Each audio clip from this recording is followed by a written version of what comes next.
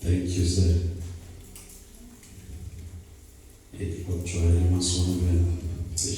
Hallelujah. Also said Atlantic base, my brother. Yeah, oh.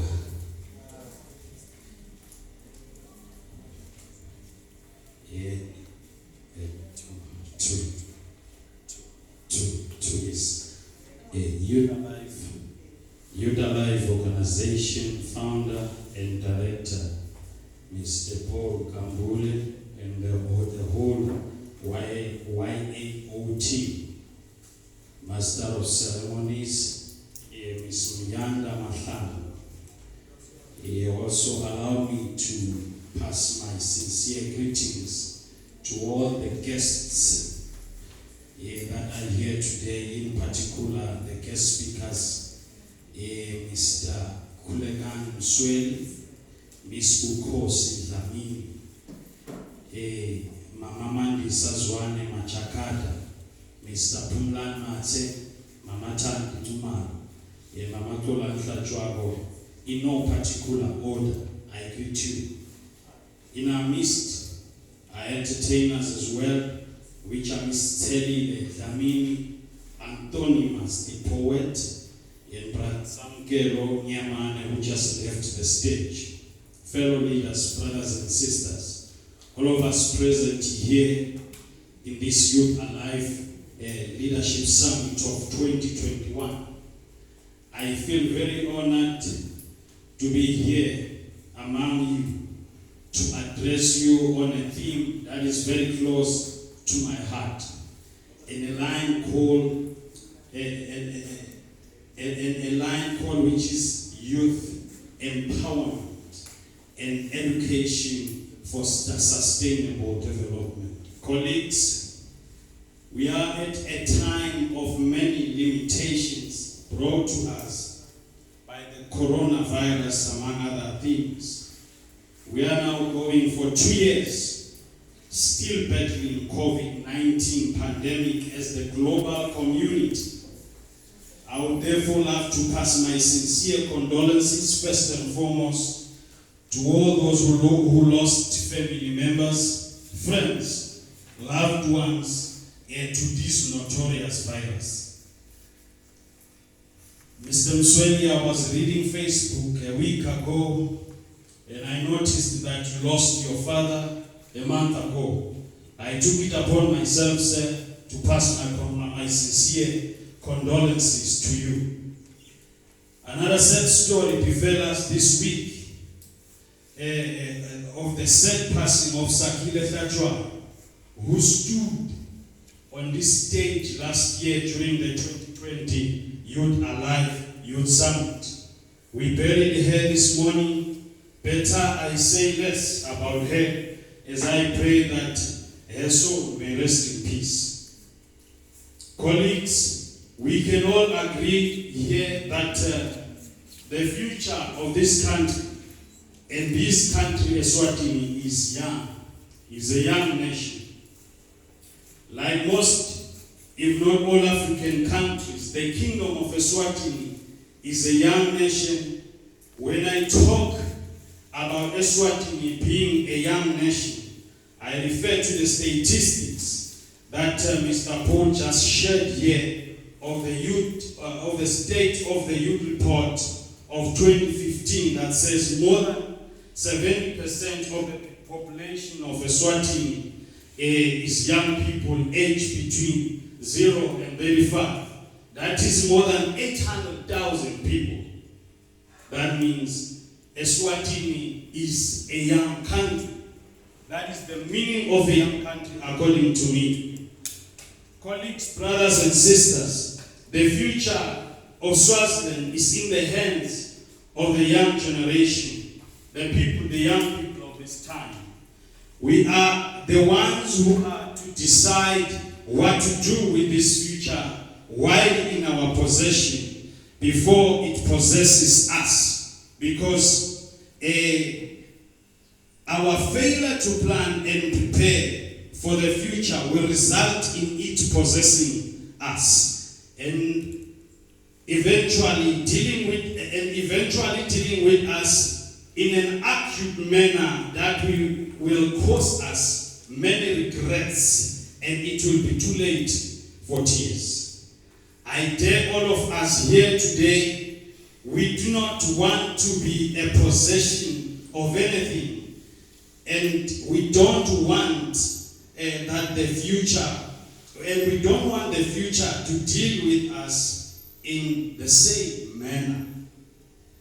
Before us today is a challenge as young people to control the future, to control and command the future before it controls and commands us.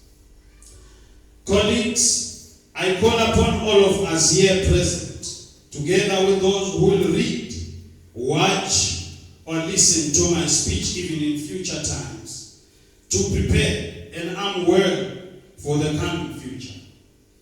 One may ask the question of how do we prepare for the future?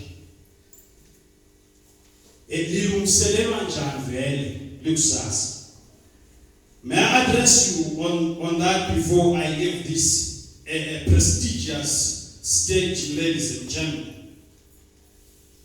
You do not arm for the future with guns, all sorts of missiles and weapons. But for the future to be well armed for, education becomes a key and a major weapon. I have seen posts all over social media mocking education. In this battlefield of life, one of the most needful weapons is knowledge through education. In those posts they say education is no more the key to success. But brothers and sisters, may I bring it before us today that the distance between you and your destination is information. Information through education.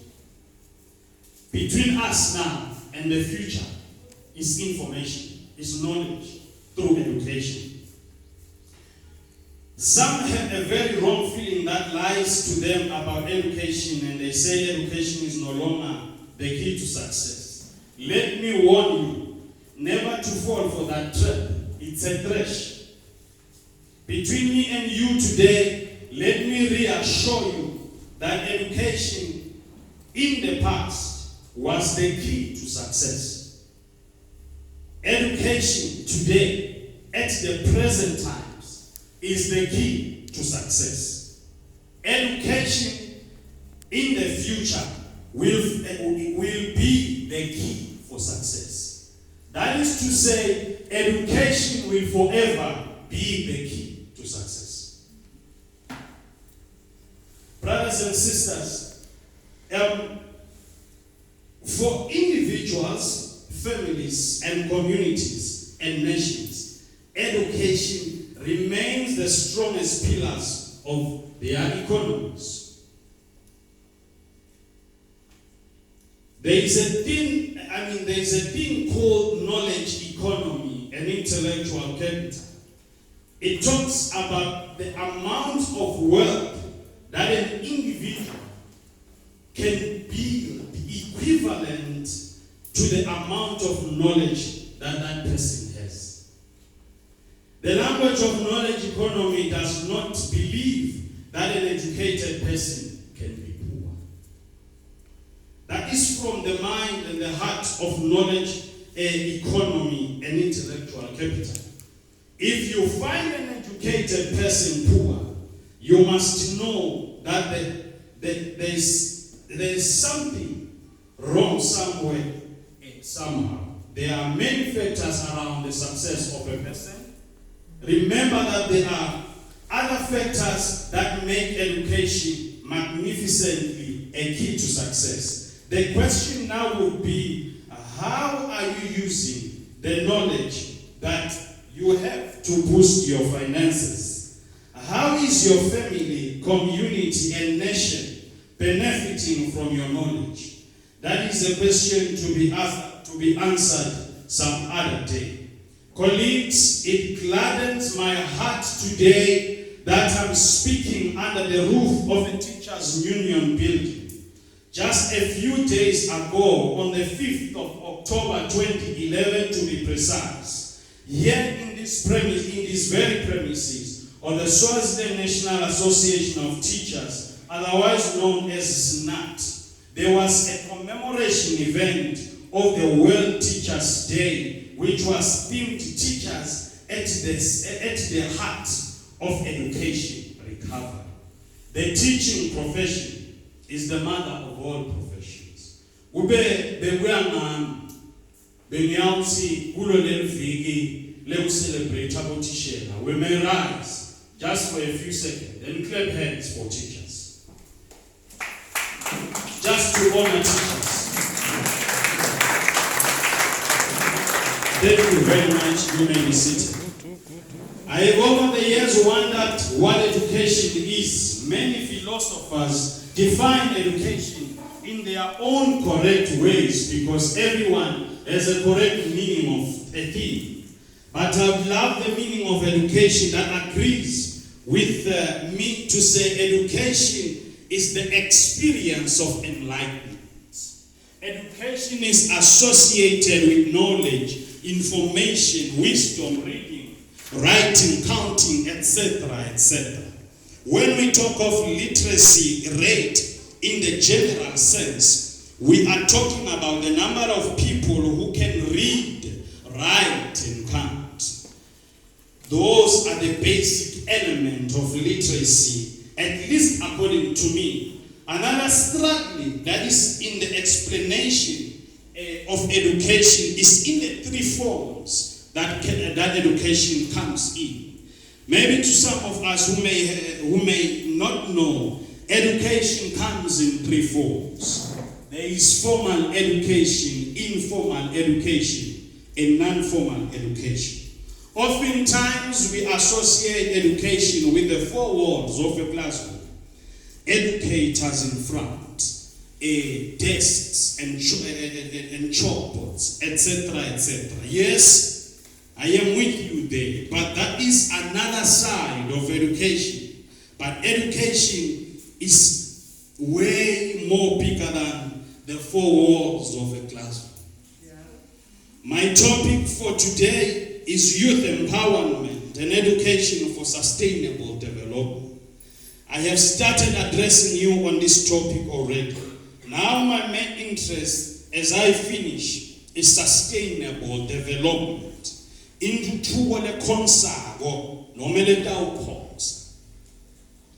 Once you bring sustainable development, my mind switch immediately into the United Nations Agenda 2030 that addresses the 17 sustainable development goals, otherwise known as the 17 SDGs, where number 4, SDG 4, is quality education.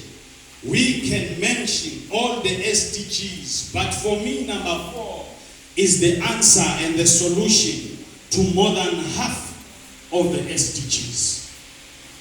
Number 1 is no poverty. And number 2 is zero hunger. Statistics have shown that most of the people suffering from the sting of poverty and hunger are young children, women, people living in rural areas, people living with disabilities, and people who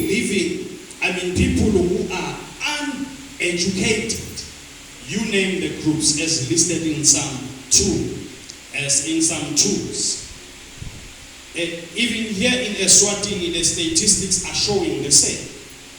I have a belief that if we can sort the issue of quality education, a lot can fall into place. Academically, politically, economically, and otherwise. Unfortunately, most of the things in our countries are affected by politics and many other things. In fact, the quality of education is influenced by how much governments of our time prioritize education. It is very unfortunate that the governments of our time only prioritizes education on paper and through words of mouth. This is practical even here in Swaziland.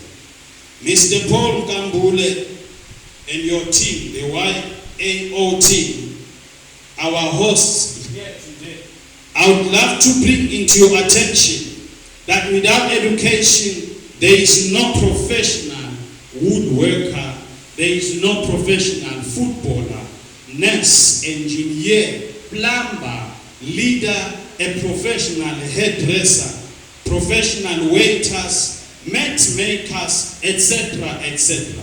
You know why some talented people remain poor even when they have rare talents? Do you know that?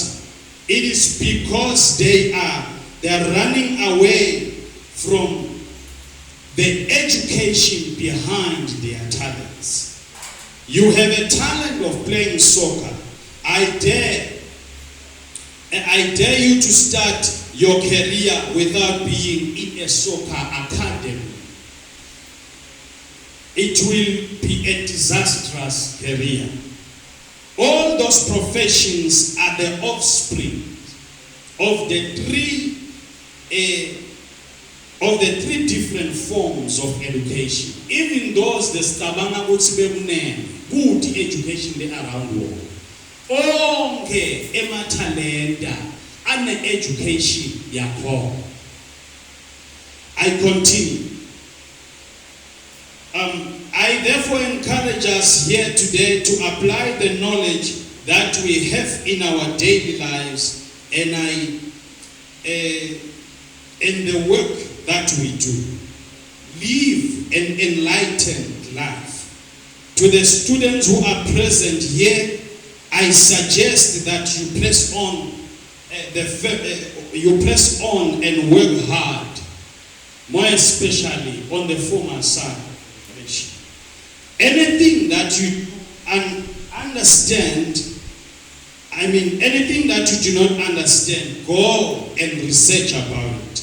Today we have the internet and different search engines to assist with information from trusted sources. I conclude by saying it is worth mentioning also, ladies and gentlemen, that one of the most attacked units, as I finish, by both COVID-19 and the political unrests is the unit of education. A unit that is very close into my heart. I wake up every day to work with students, teachers, pastors, and all members of the society on issues of education. We have noted with pain that schools are going back to their normal state under the new normal. A lot is still at stake. I still wish that God may help us save the unit of education. The earlier a dialogue is allowed in our country, the better. I am involved in this unit. It is the department of my interests. As some of you may recall that I am the founder of a youth academic organization called WYGG, where your graduation gone. I'm also a founder of a couple of academic initiatives. One of them is Donate All Textbooks, where I collect old books that are in the syllabus to donate in rural schools and students who are poor and needy. I also have an initiative called Past Papers with Despair, where I share past papers through WhatsApp to students from especially rural areas. And I also run an initiative called Pet Nyagain School. I come from a rural community called Nyagain. So I adopted about 3 schools there where I donate pets to the young girls to keep them in school. So this unit is the unit of my hope. It is the unit that has the hope of this nation. It is the unit that has the hope for our future. Ladies and gentlemen, thank you so much for having me here today. May the good Lord bless you, and may you be blessed as you listen to other speakers. Thank you.